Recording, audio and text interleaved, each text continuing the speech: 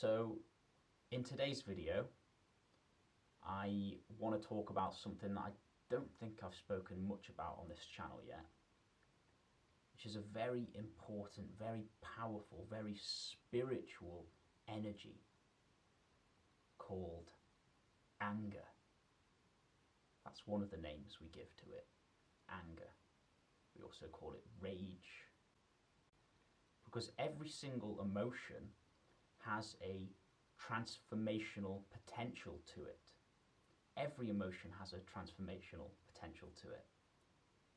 But for some reason, a lot of spiritual people are afraid of anger. A lot of spiritual people think of anger as being a bad thing. It's not spiritual to have anger. Well, that's just not true at all. Anger is a very powerful emotion. There is a lot of energy in anger. Think about what anger can move. Think about what anger can do. Anger can help a mother fight off 3 grown men to save their child. Anger can... It's designed, the energy is put into us on one level to help us protect this body, to help us fight back, to protect our body, to keep ourselves alive. It is incredibly powerful. Now, of course, anger has been misused a lot over the centuries, and it does have a shadow side to it. But the actual energy of anger itself, there is nothing wrong with that energy. There is nothing bad about that energy. So the first approach I'm going to talk about is mainly for people who have been too nice, too sweet their whole lives, haven't expressed their anger, are afraid of anger, are afraid of upsetting other people, are afraid of setting boundaries, are afraid of really saying what they want, afraid of expressing their opinions. Now, I've been like this for much of my life. I wasn't really allowed to express anger when I was a child or when I was a teenager.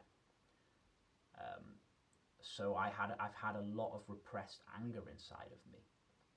And I used to feel it just bubbling under the surface, this anger. And every time I'd get a shower, I would have angry thoughts moving through my head. For no reason, I'd be in the shower thinking angry thoughts.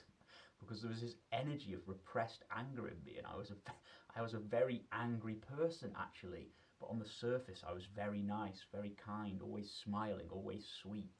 But there was this absolute demon inside of me, this angry beast inside of me. And so the number one step that is very useful to use, if you are someone who's repressed a lot of anger, if you are someone who's been a bit too sweet, a bit too nice your whole life, is actually to start expressing it. Because this anger is held down by the throat chakra. You know when someone says something to you and you want to just tell them to fuck off, but you don't, and you swallow it and you get this lump in your throat, and then you can feel like depressed and you can start having negative thoughts about them, and you just have the argument in your head, but you haven't let it out, and so that energy just stays stuck within you. If you know that experience and you've experienced that a lot, then you probably need to go through a phase of expressing anger. You can do this in a few ways. You can either do it on your own, or you can actually do it in the moment with the people who piss you off. Now, I suggest you start on your own. I did this a lot. I'd go to my room and people who I was angry at, I would start writing letters to them. Oh, you fucking bastard. And I'd punch my pillows. And if no one was in the house, I'd punch my pillows and scream at the walls, letting all this anger out. I set up a boxing bag outside. If anyone in my family, this was when I was younger, if anyone in my family did something that brought up this anger, I'd go outside and just wail on the boxing bag, screaming, punching, letting it out. opening that energy, expressing that energy. And then I went to a community in the UK which was, their whole philosophy was based around expressing anger. All they thought, the only thing they thought you had to do to heal was express your anger, which isn't true. But I was there for 8 months and I did a hell of a lot of anger expression.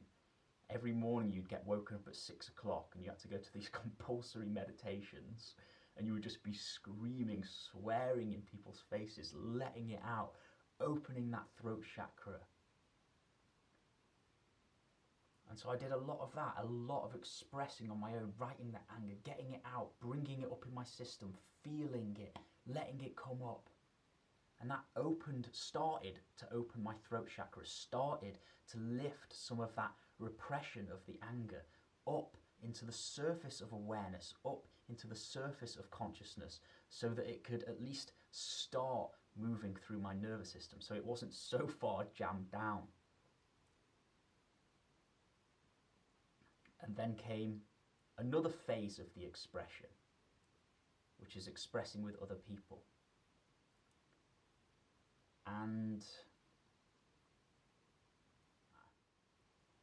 But the second way in which you can express anger, and this is a lot more powerful, a lot more healing actually, than expressing it on your own, is expressing it with someone as and when it arises. Now you have to use a little bit of wisdom with this, because it's not always appropriate to express every angry reaction with someone as soon as it arises. But if you are someone who's been a little bit too sweet, a little bit too nice, a little bit too spiritual maybe, and you aren't someone who voices your anger, who voices your boundaries, who says when someone does something to piss you off, then to just start to take the courage to do that, to start to speak up for yourself, to start to express this anger, can really open up that throat chakra. Now, this is still a work in progress for me, and I'll give an example from my own life, and I've been doing this for a couple of years now, expressing anger with people, speaking up for myself, speaking my boundaries, especially with my family where I'd repressed a lot of anger. And so recently a family member said something to me and it brought up some anger in me. And my natural thing to do in the past would have been to, okay, let's process this on my own, let's not say anything, let's go away and feel it, and all of this stuff, which is good, which I'm going to start talking about later. But in that moment, there was no choice. I just expressed, why did you say that? What do you mean? Why did you say that? And then they're like, oh, nothing, it doesn't matter. No, why did you say that? I was angry. Why did you say what you said to me? And I'm speaking up for myself. I can almost feel tears in my eyes now at the relief of the fact that I'm finally able to speak up for myself. And I think there's a lot of spiritual nice guys in this, in the world. A lot of people who get into spirituality and think they have to be sweet and nice, calm, peaceful meditators all the time. And that can actually be repression of this energy of anger. And sometimes it needs to be spoken, especially if you've repressed it. We need to learn to have the courage to speak it. And it does take courage, because a lot of people, if they've repressed a lot of anger, there is a deep fear of conflict, a fear of upsetting other people. And I have this. I have a fear of upsetting other people. So it takes a lot of courage to actually be angry, to actually allow the anger to come. And again, you need to have wisdom with this. There needs to be a balance to this. You shouldn't just throw out all of your stuff on people all the time. You need to stay with your own wisdom and stay with your own balance in this. Anyway, I'm going to move on. I think you get the point. Expressing on your own, writing, speaking to the air, speaking to the walls, speaking to just letting it out, opening the throat. Woo! Opening that throat. And then expressing with other people in a wise way, but not in a repressed way. Don't be too safe about it. If you have to upset someone sometimes, it's okay. It's okay if someone's upset with you sometimes. It's okay to upset people sometimes.